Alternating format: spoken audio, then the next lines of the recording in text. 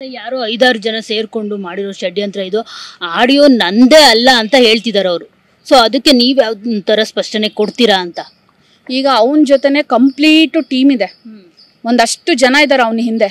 ಈಗ ನಾನು ಅದ್ರ ಬಗ್ಗೆ ಮಾತಾಡ್ತಾ ಇದ್ದೀನ. ನನಗೆ ಅನ್ಯಾಯ ಆಗಿರೋದು ಮನು ಬಗ್ಗೆ ಅಷ್ಟೇ ಮಾತಾಡಿದೆ. ಆದ್ರೆ ಸೋಷಿಯಲ್ ಮೀಡಿಯಾದಲ್ಲಿ ಬಂದು ನನ್ನ ಬಗ್ಗೆ ಮಾತಾಡಿರೋರ್ಗೆ ನಾನು ಬಂದು ಕ್ಲಾರಿಟಿ ಕೊಟ್ಟಿದ್ದೀನಿ ಅಷ್ಟೇ. ಅವನ ಜೊತೆ ಯಾರ್ಯಾರು ಇದ್ದಾರೆ ಅಂತ ನಾನು ಇವತ್ತಿನವರೆಗೂ ಹೇಳಿಲ್ಲ. ನಂಗೆ ಅದು ಬೇಡದಾರ ವಿಷಯ. ಯಾರನ್ನಾರು ಇಟ್ಕೊಂಡು ನೀನು ಹಿಂದೆ ನೀನು ಅದು ನಂಗೆ ಬೇಕಾಗಿಲ್ಲ. ನೀನು ಮೋಸ ಮಾಡಿದ್ಯಾ, ನಿನ್ನ ಮೇಲೆ ಮಾತ್ರ ನಾನು ಕಂಪ್ಲೇಂಟ್ ಮಾಡಿದ್ದೀನಿ. ಅದು ಹೊರತುಪಡಿಸಿ ಯಾರ್ಯಾರು ಬಂದು ಸೋಷಿಯಲ್ ಮೀಡಿಯಾದಲ್ಲಿ ಸ್ಟೇಟ್ಮೆಂಟ್ಗಳನ್ನ ಕೊಟ್ಟಿದ್ದಾರೆ, ಅದಕ್ಕೆ ಕ್ಲಾರಿಟಿಗಳನ್ನ ಕೊಟ್ಕೊಂಡು ಹೋಗಿದ್ದೀನಿ ಅಷ್ಟೇ. ಮತ್ತು ಇನ್ನೊಂದು, ನಾನು ಮಾಡೇ ಇಲ್ಲ ಅಂತ ಬರೀ ಸುಳ್ಳೇ ಹೇಳಿದ್ರಲ್ಲ, ಎಷ್ಟು ಸುಳ್ಳು ಅಂತ ನೀವು ಇದರಲ್ಲೇ ಅರ್ಥ ಮಾಡ್ಕೋಬೇಕು. ಮತ್ತು ಅಷ್ಟು ಜನಗಳಿಗೆ ಬುದ್ಧಿ ಇಲ್ವಾ? ಅದು ಯಾರ್ದಿದು ವಾಯ್ಸು ಇದನ್ನ ಏನು ಮಾಡೋಕ್ಕಾಗತ್ತಾ? ಅದು ನಂಗಂತೂ ಗೊತ್ತಿಲ್ಲ ಅದ್ರ ಬಗ್ಗೆ ಎಲ್ಲ. ಎಷ್ಟು ಸುಳ್ಳು ನೋಡಿ. ಮತ್ತೆ ಇನ್ನು ಆಕೆ ಪತ್ನಿ, ಅವನ ಪತ್ನಿ ಹೇಳ್ತಾರೆ ಬಂದು, ನಂಗೇನು ಗೊತ್ತೇ ಇಲ್ಲ. ಮತ್ತು ಗೊತ್ತೇ ಇಲ್ಲ ಅನ್ನೋರು ಯಾಕೆ ಬಂದ್ಬಿಟ್ಟು ಏಪ್ರಿಲ್ 19ನೇ ತಾರೀಕು ಕಾರಲ್ಲಿ ಇವನ್ನ ಎಳ್ಕೊಂಡು ಹೋಗಿ ಅವ್ನ ಹೆಂಡತಿನೂ ಕರ್ಸ್ಕೊಬಂದು ದೌರ್ಜನ್ಯ ಮಾಡಬೇಕಾಗಿತ್ತು? ಕಂಪ್ಲೇಂಟ್ ಕೊಡ್ದಂಗೆ ಅವಳು ಯಾಕೆ ತಡಿಬೇಕಿತ್ತು? ಅಂದರೆ ಇಬ್ಬರು ಸೇರಿ ನನಗೆ ಮೋಸ ಮಾಡಿದ್ದಾರೆ ದುಡ್ಡಿಗೋಸ್ಕರ. ಇವಳಿಗೆ ಮೋಸ ಮಾಡಿದ್ರು ಯಾರು ಹೇಳೋರಿಲ್ಲ ಕೇಳೋರಿಲ್ಲ ಅಂತ. ಅಲ್ಲ, ಇವಾಗ ವೈಫ್ಗೆ ಗೊತ್ತಿಲ್ಲ ಅಂತ ಹೇಳಿದ್ರು ನಿಮ್ಮ ರೀಲ್ಸ್ಗಳು ತುಂಬ ಅಂದರೆ ಯಾವುದು ತುಂಬ ರೀಲ್ಸ್ಗಳು ವೈರಲ್ ಆಗಿದೆ ಅಂತಂದರೆ ನಾವು ಕೂಡ ಮುಂಚೆ ನೋಡಿರಲಿಲ್ಲ. ಈ ಕೇಸ್ ಆದಮೇಲೆ ನೋಡಿದ್ದು.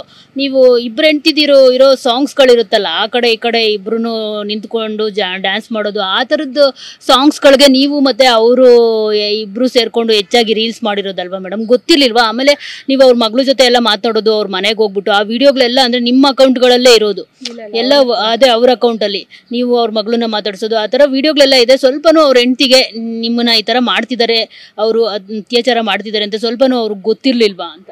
ಎಲ್ಲ ಗೊತ್ತಿರುತ್ತೆ ಮೇಡಮ್. ಇಬ್ರು ಸೇರ್ಕೊಂಡೆ ನಾಟಕ ಮಾಡಿದಾರೆ ಅಂತ ನಂಗೆ ಈಗೆಲ್ಲ ರಿಯಲೈಸ್ ಆಗ್ತಿದೆ. ಅವತ್ತಿಂದ ಏನೇನು ನಾಟಕಗಳು ಆಡ್ಕೊ ಬಂದಿದ್ದಾರೆ ಅನ್ನೋದು ನನಗೆ ಇವಾಗ ಅರ್ಥ ಆಗ್ತಿದೆ. ಅಲ್ಲ ರೀಲ್ಸು ಅದೆಲ್ಲ ಏನು, ಅದರಿಂದ ಒಂದು ಹೊಟ್ಟೆಪಾಡು ಅಷ್ಟೇ. ಇವಾಗ ನಾವು ರೀಲ್ಸ್ ಮಾಡೋದ್ರಿಂದ ಒಂದಷ್ಟು ಫಾಲೋವರ್ಸ್ ಆಗ್ತಾರೆ, ಅದರಿಂದ ಒಂದಷ್ಟು ಆ್ಯಡ್ಸ್ ಬರುತ್ತೆ, ಅದರಿಂದ ನಮ್ಗೇನೋ ಒಂದು ಜೀವನಕ್ಕೆ ಏನೋ ಒಂದು ಆಗುತ್ತೆ ಅಂತ ಅಂದ್ಬಿಟ್ಟು ರೀಲ್ಸ್ ಮಾಡ್ತಿದ್ವಿ. ಹೊತ್ತು ರೀಲ್ಸ್ಗೂ ರಿಯಲ್ ಲೈಫ್ಗೂ ಸಂಬಂಧನೇ ಇಲ್ಲ. ರೀಲ್ಸಾಗಿ ಅಷ್ಟೇ ಮಾಡಿದ್ದೀವಿ. ಆ ಒಂದು ಕ್ಲೋಸ್ನೆಸ್. ಇನ್ನು ನೀವು ನಾನು ಎಷ್ಟು ಜನ ಜೊತೆ ರೀಲ್ಸ್ ಮಾಡಿದ್ದೀನಿ, ನೀವು ಅದನ್ನೆಲ್ಲ ನೋಡ್ಬೋದು. ಅದು ರೀಲ್ಸ್ ಅಷ್ಟೇ. ಎಲ್ಲರದು ನೋಡಿದ್ದೀನಿ. ಆದರೆ ಈ ಇಬ್ಬರು ಹೆಂಡ್ತಿದ್ದೀರು, ನಾನು ನನ್ನ ಹೆಂಡ್ತಿರೋ ಆ ಸಾಂಗ್ಸ್ಗಳಿಗೆಲ್ಲ ರೀಲ್ಸ್ ಮಾಡಿದ್ದೀರಲ್ಲ, ಅದು ನಿಮ್ಮದೇ ಜಾಸ್ತಿ ಇದೆ.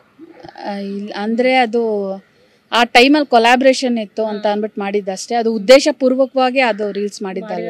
ಅಂದ್ರೆ ಅವ್ರಿಗೂ ಏನು ಹಿಂಟ್ ಇಲ್ಲ, ಅವ್ರ ಹೆಂಡತಿಗೂ ಅಂದ್ರೆ ಅವ್ರಿಗೆ ಗೊತ್ತೇ ಇಲ್ಲ ಅಂತಿದಾರಲ್ಲ. ನನಗೇನೋ ಅದೇ ಯಾಕೆ ರೆಡಿ ಆದ್ರು ಆ ಥರದ ಸಾಂಗ್ಸ್ಗಳಿಗೆಲ್ಲ ರೀಲ್ಸ್ ಮಾಡೋದಕ್ಕೆ? ಅದೇ ನಂಗೆ ಗೊತ್ತಿಲ್ಲ. ಈಗ ನನಗೆ ಅನ್ನಿಸ್ತಿದೆ ಒಂದೊಂದನ್ನು ಎಲ್ಲ ಪ್ಲಾನ್ ಮಾಡ್ಕೊಂಡೇ ಬಂದಿದ್ದಾರೆ. ಬಿಕಾಸ್ ಅವನೇ ಹೇಳ್ತಿರ್ತಾನಲ್ಲ ಯಾವಾಗಲೂ, ಅದು ಕೂಡ ನನ್ನ ಹತ್ರ ಇದೆ ಸಾಕ್ಷಿ. ನನ್ನ ಹೆಂಡತಿ ಹೊರಗಡೆ ಎಲ್ಲಿ ಏನು ಬೇಕಾದ್ರೂ ಮಾಡ್ಕೊ, ಮನೇಲಿ ಮಾತ್ರ ನಮ್ಮನ್ನ ಚೆನ್ನಾಗಿ ತಂದ್ಕೊಟ್ಟು ಇಟ್ಕೊಂಡ್ರೆ ಸಾಕು ಅನ್ನೋ ಸ್ಟೇಟ್ಮೆಂಟ್ ಇದೆಯಲ್ಲ, ಅದಿದೆ ನನ್ನ ಹತ್ರ. ಸೊ ಅಂದ್ರೆ ಅರ್ಥ ಮಾಡ್ಕೊಳ್ಳಿ, ಹೊರಗಡೆ ಏನ್ ಬೇಕಾದ್ರೂ ಮಾಡ್ಕೊಳ್ಳೋಕೆ ಅವಳು ಸಪೋರ್ಟ್ ಇದೆ ಅಂತ ಆಯ್ತು.